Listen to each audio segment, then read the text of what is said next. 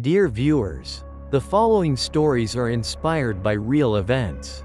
However, the names of the characters have been changed to protect privacy. Story Crying from the River. The autumn night of 2003 was gradually falling over the town of Port Gibson, Mississippi. The sunset dyed the rows of ancient trees along the banks of the Mississippi River red, creating a scene that was both poetic and somewhat lonely. Alice, a woman of about 35 years old with blonde hair and deep blue eyes, stood silently on the riverbank. She wore a thick gray wool coat and jeans, her face filled with sadness. The river wind blew gently, stirring the strands of hair on her face. Alice stared down at the rushing water, small waves lapping against the rocks. Today was the anniversary of her brother's death, who had been buried in the river 10 years earlier in a tragic accident. Every year on this day, Alice came here, silently remembering him. "If only I had been more careful," Alice whispered softly, her voice carried by the wind. "If only you had stopped me." As darkness began to fall, Alice stood there, unwilling to leave. She felt as if her brother was still somewhere around, watching her. Suddenly, she heard a strange noise coming from below the water's edge. It sounded like someone was sobbing, so small but so clear in the silence. Alice started, looking around. There was no one else there, just the gentle wind whistling through the branches and the steady sound of waves lapping at the shore. "I must have heard wrong," she told herself, but the crying came again, this time clearer, as if it were very close to her. Alice's heart began to beat faster. She stepped carefully down to the water's edge, trying to see what was down there. The darkness was so dark that she couldn't see anything clearly. The crying continued, growing more and more desperate. Alice felt a strange urge, as if an invisible force was pulling her down into the river. She bent down, peering into the dark water. Suddenly, she caught a glimpse of a shadowy figure sinking to the bottom of the river. It looked like a child, with long, jet black hair floating in the water. Alice backed away in horror, almost slipping into the river. "It can't be," she muttered, her eyes wide with surprise. "I must have seen wrong." But when she looked again, the figure was still there, sinking a little deeper. This time, Alice saw more clearly. It really was a child, and it seemed to be looking straight up at her with pleading eyes. Alice felt a cold fear spread through her body. She had never believed in ghosts, but what she was seeing seemed beyond all scientific explanation. She wanted to run, but her feet were rooted to the ground. The crying in the river continued, now sounding like a pained moan. Alice couldn't bear it any longer. She closed her eyes, trying to block out the terrifying sounds. But the crying still came, penetrating her hands. Alice opened her eyes, and she saw the child's figure disappearing into the darkness of the river. When the figure had completely disappeared, the water became as calm as a sheet of paper. No trace of the strange presence. Alice stood there, panting, trying to calm herself. Did I really see a ghost?" she asked herself. Her voice trembling, she looked around the riverbank, hoping to find someone to ask if anyone had seen anything similar here before. But all was quiet, except for the wind and the waves. Alice felt a chill run down her spine. She decided not to stay here any longer. It was already dark, and she sensed a sinister presence hovering over the area.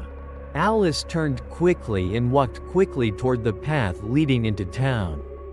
She walked so fast that she almost tripped several times. The darkness enveloped everything, making her feel uneasy and uneasy. She heard the rustling of leaves behind her, and she turned around in surprise. There was no one there. "It's just the wind again," she told herself, but she couldn't shake the feeling that someone was watching her. As she passed a large old tree, she caught a glimpse of a figure standing behind the trunk. The figure was tall and thin, standing still as a statue. Alice stopped in fear, her heart pounding. "Is anyone there?" Alice asked, her voice trembling. The figure behind the tree remained silent, not moving. Alice felt a terrible fear invade her mind. She knew she was in danger. She ran away, not daring to look back. She ran as fast as she could, through the bushes and dark paths. She heard footsteps behind her, getting closer and closer. Alice let out a scream of terror. Trying to run faster, she felt as if a cold hand was trying to grab her. At last, Alice ran out of the forest and onto the main road leading into town. She stopped, gasping for breath. Looking back, no one was chasing her, but the fear still haunted her.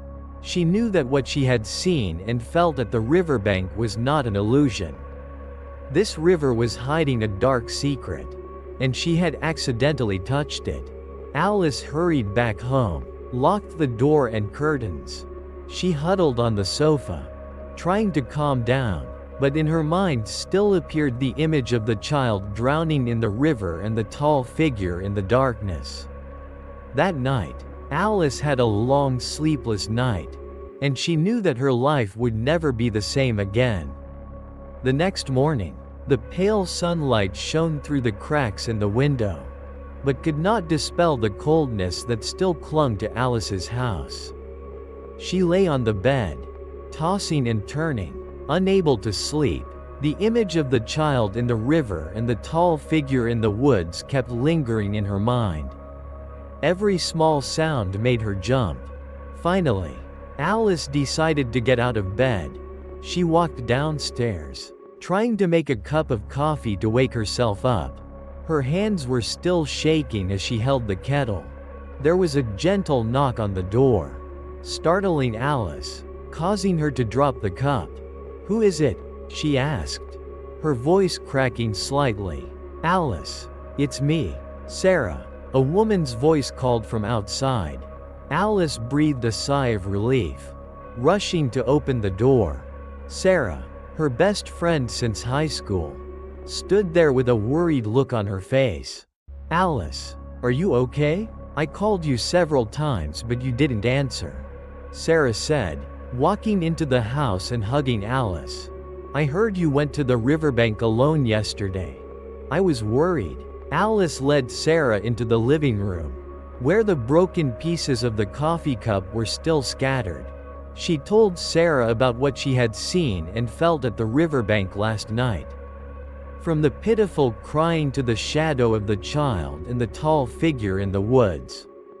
Sarah listened intently, her face growing serious. "Are you sure you're not seeing things, Alice? Maybe you're just so sad about missing your brother." "I know what I saw, Sarah," Alice insisted. "It wasn't a hallucination. I saw a child, a ghost, I think, and a tall man, standing still in the dark." Sarah was silent for a moment, then sighed. "I don't know what to say, Alice, but don't worry too much. Maybe we should find out what happened on that riverbank before." After finishing their hot tea, Sarah suggested going to the library with Alice to look up information about the town's history and strange stories related to the Mississippi River. At the library, they found some old documents about local history. They read stories about tragic accidents that had happened on the river, about the ghosts that still roamed the area. "Here, Alice, look," Sarah pointed to a passage in the old book. "There's a story about a boy about 10 who drowned in this part of the river in the 1990s. It said that on full moon nights, people can still hear him crying." Alice shivered as Sarah read. It must be the shadow of the child she saw last night. They continued their search and discovered another, much more horrifying story. It was the story of a man named Silas, a serial killer who terrorized the town in the late 1990s. He would abduct his victims from secluded areas near the river, then murder them and dump their bodies in the river. It is said that Silas's spirit still haunts the areas he visited. Sarah read, her voice trembling. He was cruel and bloodthirsty. Many people have seen his shadow lurking along the riverbank at night. Alice felt a new fear rising in her. The tall figure she had seen in the woods was probably Silas. As it began to get dark, Sarah suggested that Alice go home and rest. But Alice did not want to be alone. She felt safer with Sarah by her side. They decided to return to Alice's house together. As they passed a small antique shop on the street, Sarah stopped. "Alice, look." She pointed to an old photograph hanging in the window. Alice followed Sarah's gaze. It was a faded black and white photograph of a tall man with a sharp face and cold eyes. At the bottom of the photograph was the caption, "Silas, the notorious Port Gibson serial killer." Alice felt a chill run down her spine. It was the figure she had seen last night. After returning home, Alice and Sarah locked the door and curtains. They sat in the living room, not daring to turn off the lights. Both of them felt uneasy and nervous. Suddenly, they heard a knock on the door, very light but clear in the silence. Alice and Sarah looked at each other with fear. "Who is it?" Alice whispered.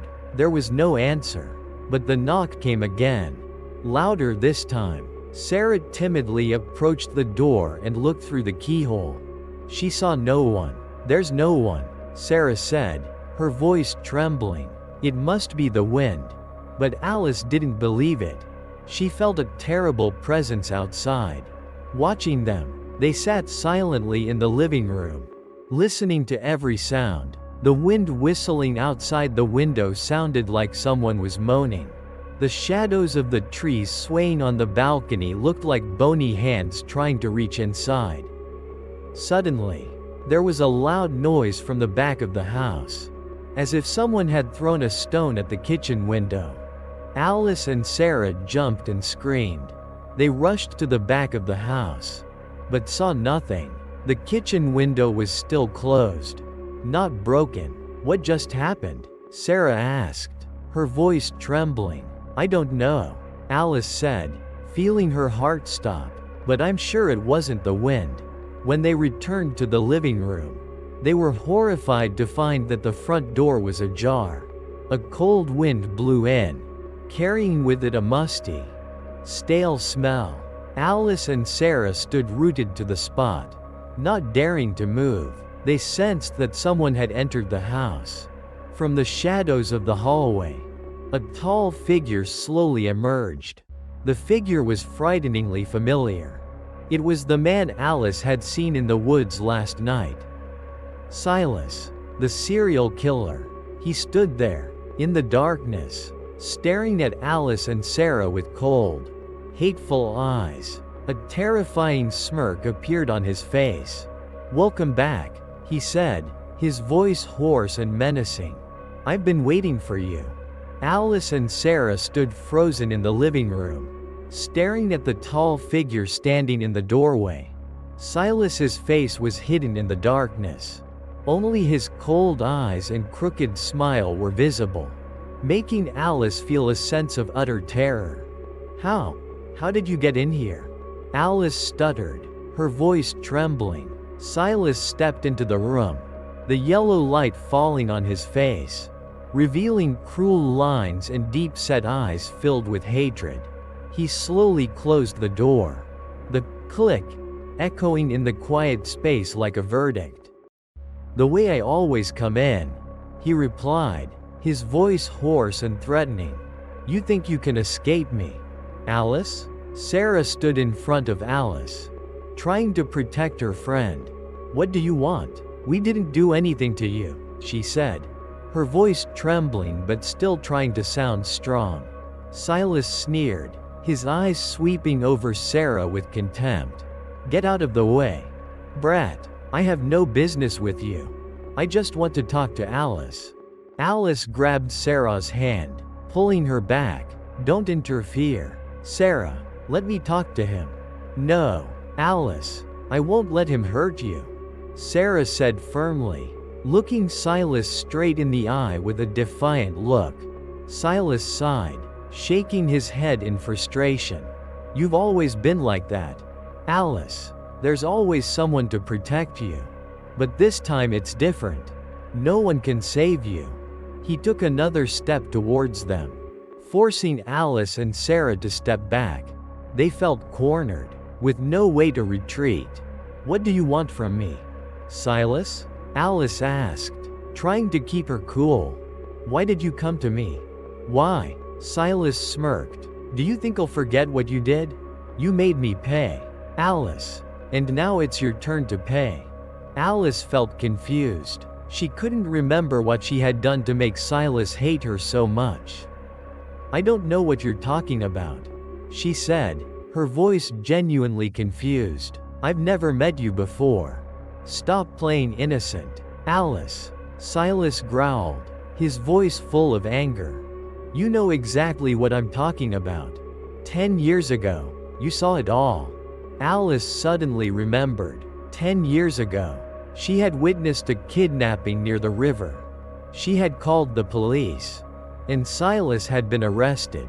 He had hated her ever since. You are, Alice stammered, realizing the horrifying truth. That's right, Alice. I'm Silas, and I've come back for revenge, he said, his eyes flashing with malice. Silas pulled a shiny dagger from his pocket. The electric light illuminated the sharp blade, causing Alice and Sarah to scream in horror.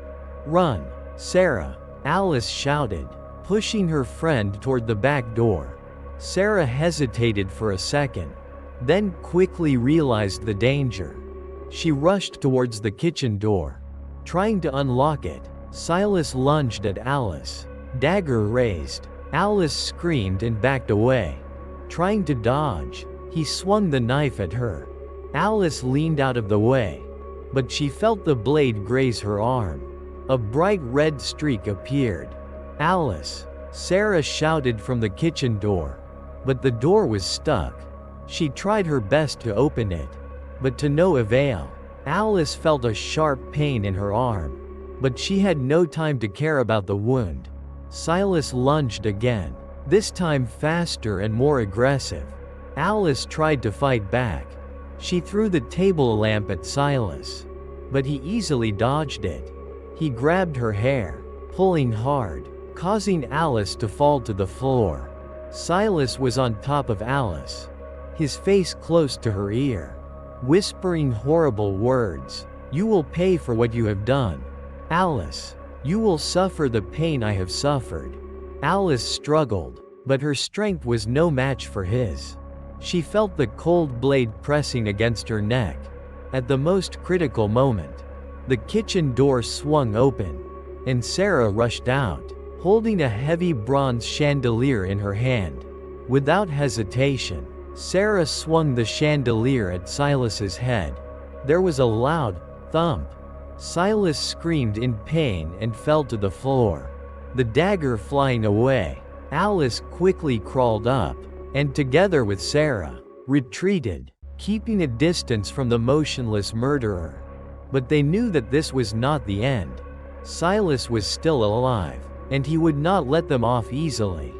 Alice and Sarah's fight for survival had just begun. Silas lay motionless on the floor, the bronze chandelier falling beside him, scattering broken glass. A streak of bright red blood ran from his temple, spreading across the carpet. Alice and Sarah huddled together, breathing heavily, their eyes never leaving the killer. Do you think he? Alice stuttered, her voice still shaking with fear. Sarah looked down at Silas warily. I'm not sure, Alice, but he's still breathing. We have to get out of here. Quick. But where? Alice asked, looking around the dark room. He knows we're here. We have to get out. Sarah insisted. Go to the neighbors and call the police. They crept toward the back door, trying not to make a sound. Alice could still feel the sting of her arm where Silas had cut her. But fear overrode any sense of pain. As they neared the kitchen door, they stopped. The dim moonlight shone through the window, illuminating a tall figure standing outside. It was Silas, awake and waiting for them. Do you think you can get away from me that easily, Alice? His voice was hoarse, threatening. Alice and Sarah backed away quickly, their hearts pounding in their chests.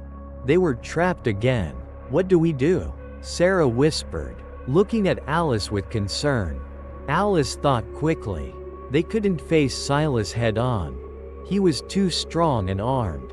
They needed a plan. We'll split up, Alice said, her voice soft but firm. You run to the front door. I'll try to distract him from behind.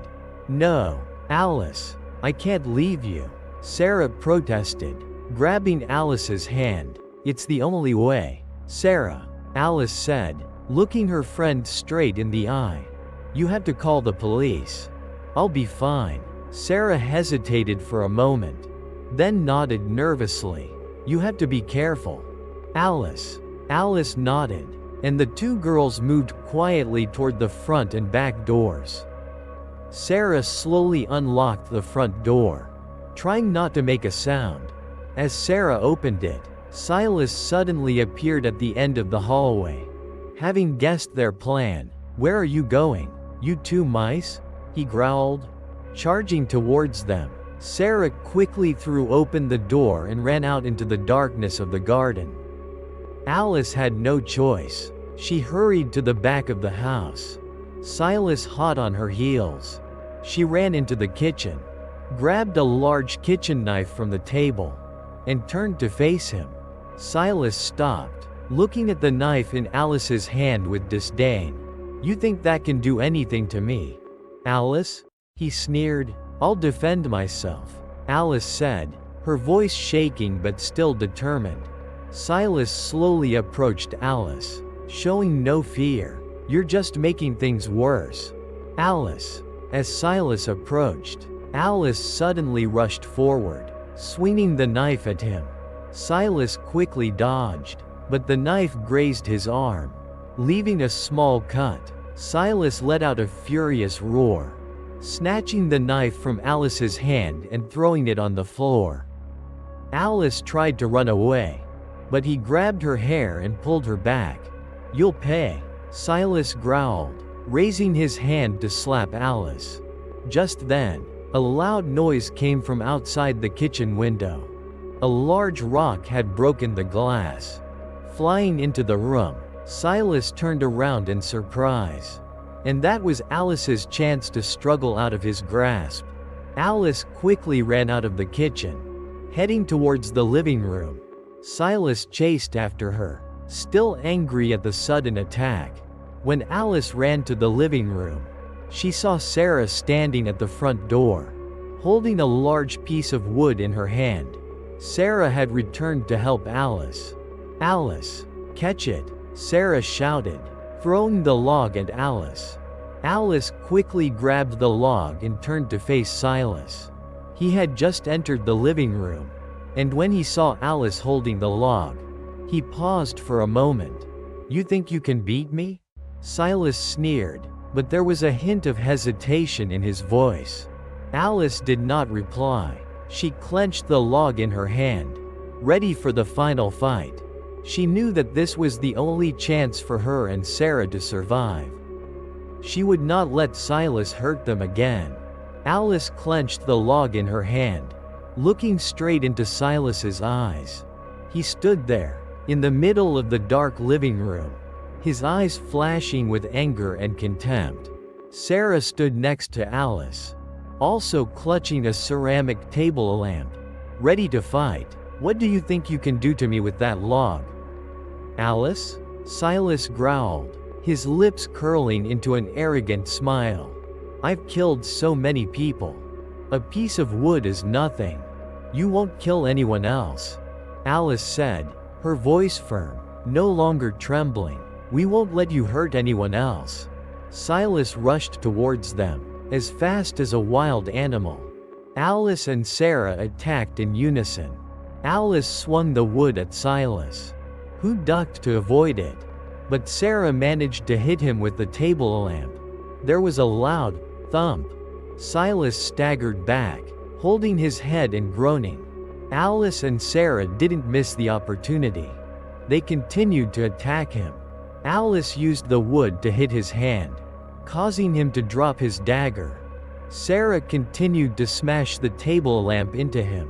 Silas tried to fight back, but he was taken by surprise and couldn't react in time. Finally, Silas fell to the floor, gasping for breath, his face covered in blood and bruises. Alice and Sarah stood watching him, still wary, not daring to approach. Let's tie him up," Sarah said, her voice still shaking. Alice nodded. They found some rope in the kitchen and tied Silas's hands and feet tightly. He struggled and cursed, but they had him tied securely. Once they were sure that Silas was no longer a danger, Sarah quickly called the police. A few minutes later, the police arrived at the scene. They quickly restrained Silas and took him away. Detective Miller, who had investigated Alice's case earlier, was also there. He looked at Alice and Sarah with surprise and admiration. "You two did a great job," Detective Miller said. "We've suspected Silas for a long time, but we didn't have enough evidence to arrest him. Thank you for helping us bring him to justice." Alice and Sarah felt relieved and grateful. Finally, their nightmare was over. After everything was settled, Detective Miller asked Alice about what she had seen at the riverbank. Alice told him about the shadow of the child and the strange feeling she had experienced. Detective Miller listened carefully. Then he said, "We found some bodies in the river during the investigation of Silas. Perhaps you saw the spirit of one of his victims." Alice shivered as Detective Miller spoke. She hoped that the spirit of the child would finally be at peace. In the days that followed, Alice and Sarah's lives gradually returned to normal. Alice still remembered what had happened, but the fear no longer haunted her as before. She knew that she had faced something very scary, but she had overcome it. One afternoon, Alice returned to the riverbank where it all began. She stood there for a while, looking down at the rushing water. The sunlight shone down on the river, creating sparkling streaks of light. Alice felt a strange peace envelop her. She knew that her brother was always in her heart. And now, she no longer felt lonely. As Alice was about to leave, she caught a glimpse of a shadowy figure standing in the distance, right where she had seen the child the day before. The figure looked like a boy, standing silently watching her. Alice smiled. She knew it was the boy's spirit. She nodded to the boy, then turned and walked away. She believed that the boy had also found his own peace. Life in the town of Port Gibson gradually returned to peace. Silas was brought to trial and punished by the law. Alice and Sarah became heroes in the eyes of everyone, but they just wanted to forget what had happened and live a normal life. However, every time the night fell and the river wind blew, Alice could not help but shiver when remembering the horrifying images on the banks of the Mississippi River. She knew that the other world always existed, right next to our world. And sometimes, the boundary between the two worlds became more fragile than ever. And the story of the woman standing on the riverbank that year was still told by the people here, as a warning about the dangers that could lurk in the darkness, both from the world of the living and the world of the souls who had not yet been released. Hope this story has brought you entertaining, thrilling and creepy moments. If you like real ghost stories like this, don't forget to click the subscribe button so you don't miss the next videos. Goodbye and see you again.